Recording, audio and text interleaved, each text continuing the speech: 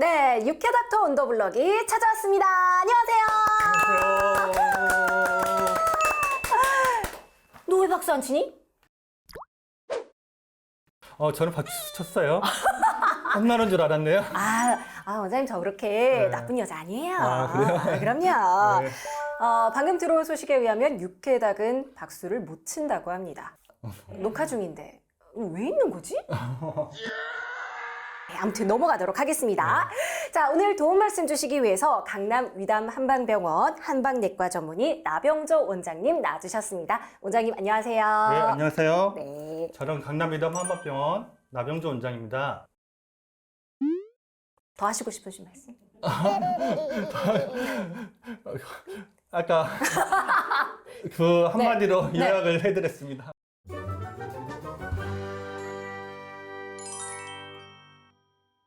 그럼 본격적으로 얘기를 해볼 텐데 앞서 화면에서 알려드린 질환으로 실제 이 환자분께서 원장님께 치료를 받으신 거죠? 네, 그렇습니다.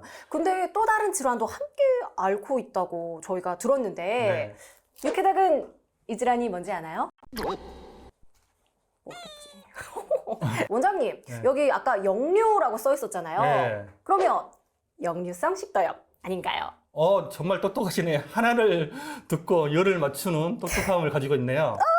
역류성 식도염이 네. 맞습니다. 네, 이렇게 쉽게 맞췄다고요? 네.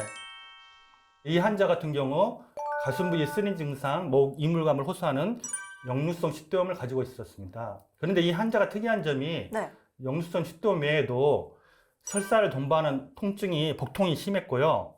그 다음에 명치 부위 답답한 느낌이 심했고 꺽꺽 트림도 자주 했고요. 잦은 속쓰림을 호소했습니다. 와. 이 외에도 두통이 너무 극심했는데 네. 환자 표현으로는 하루 중 20시간이 머리에 안개 낀 듯한 느낌의 두통인데 머리 전체를 압박하는 느낌의 두통을 가지고 있어가지고 이 환자분이 창업 일을 하고 있는데 일상생활의 업무를 보기 힘들어서 몇 달간 창업 일을 쉬고 있는 상태라고 했습니다. 와. 일단 피로감도 극심해가지고 네. 밤에 잠을 자는 것 외에도 낮에 이렇게 3시간을 자야 피로감이 어느 정도 풀리고 일상생활이 가능하다고 했던 좀 특이했던 환자분이었습니다. 그렇군요. 네. 육회닭은 이 질환이 뭔지 알 것 같나요? 뭔지 알 수 없겠지.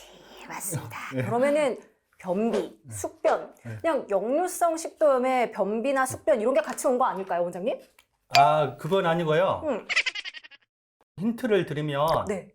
시옷, 리을, 리을? 이은, 이응? 비읍으로 초성이 갖추어진 질환명입니다. 왔네. 어떻게 맞출 수 있겠나요? 알 것 같아요. 어떻게 한번 맞춰보시겠어요? 사랑, 응. 이별. 그래? 밥 못 먹고 배 아프고 술 마시면 술병 나서 또 배 아프고 생각하면 올라오고. 본인의 경험을 이야기한 것 것처럼 리얼하게 이야기하시네요. 육회닭은 뭔지 알 것 같아요? 왜 갖다 놓은 걸까 저거는? 네, 자, 귀여우니까 봐주죠. 방금 얘기했어요. 들으셨어요? 그래요? 뭐라고 이야기했는데? 심리요법이래요. 좀 똑똑한 측면이 있네요. 심리요법. 네, 네. 오, 역류성 식도염이라든지 또 다른 기능성 소화불량증은 스트레스와 연관이 많이 있거든요. 그래서 심리요법이 약간 도움이 되는 측면은 있으나 질환명은 아닙니다. 아니래. 네. 자 그러면은 네. 뭘까요? 전 잘 모르겠어요, 원장님. 상당히 생소한 질환입니다. 네. 이 질환은 셀리악병으로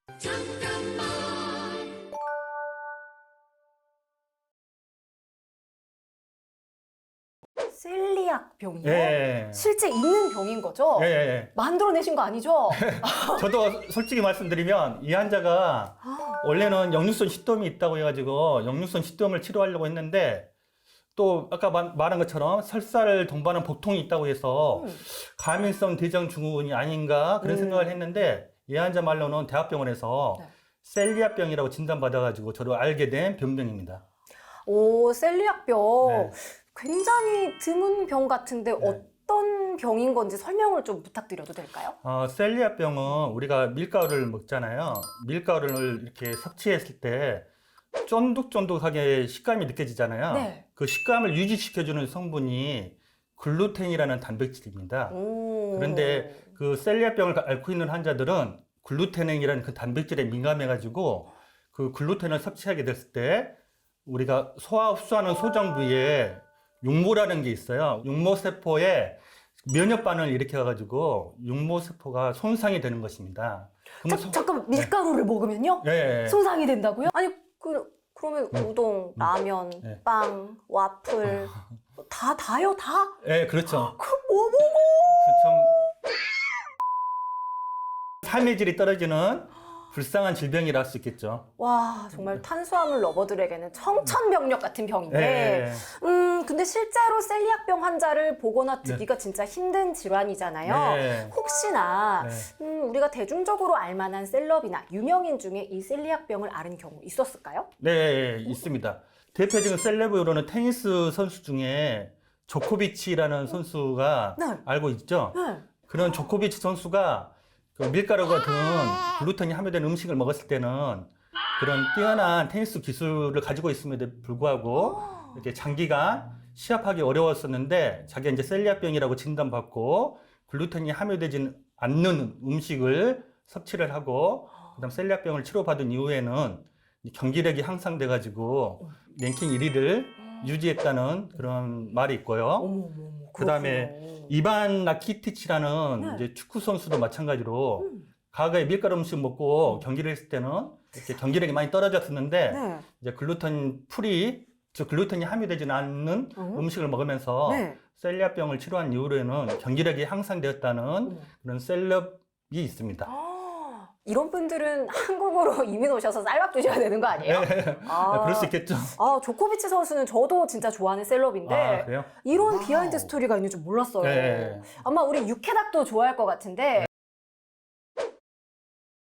정말 생긴 건 둥글둥글하게 생겼는데 축구는 좀 축구를 할아버지 잘하나 봐요. 테니스보다는 더 그런가 좋아하는 것 같기도 하고 공 빵빵 잘로 차나? 네. 머리가 축구공처럼 생긴 것 같기도 하고. 다음 시간에는 재밌네요. 네, 앞에 축구공 하나 놔줘야겠어요. 네. 네. 아니 근데 일단 저 근데 두 선수의 공통점을 알 것 같아요, 원장님. 예. 어떤 생겼어요. 어떤 어떤 생겼어요. 아, 그래요? 그래. 미모를 많이 따지시네요. 미남병인가? 아, 그러니까 그런가 봐요.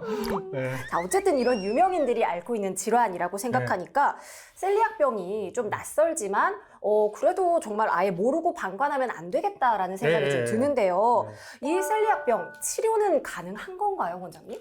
예, 셀리아병은 일반적인 치료로는 글루텐이 함유되지 않는 음식을 먹는 게 일단 음식요법으로 중요하고요. 그 다음에 영양분 섭취가 워낙 안 되다 보니까 빈혈 같은 게 많이 동반되는 경우가 많거든요. 그래서 빈혈을 도와주는 그런 약이라든지 철분제제 같은 거 먹는 경우도 많고요. 이렇게 치료를 했음에도 불구하고 셀리아병이 치료되지 않는 경우에는 이제 최후의 수단으로 양방에서는 스테로이드 제제를 쓰는 경우가 많습니다. 근데 이 환자도 이런 여러 가지 치료를 했는데도 불구하고 이 셀리아병의 증상이 호전되지 않았던 그런 사례였습니다.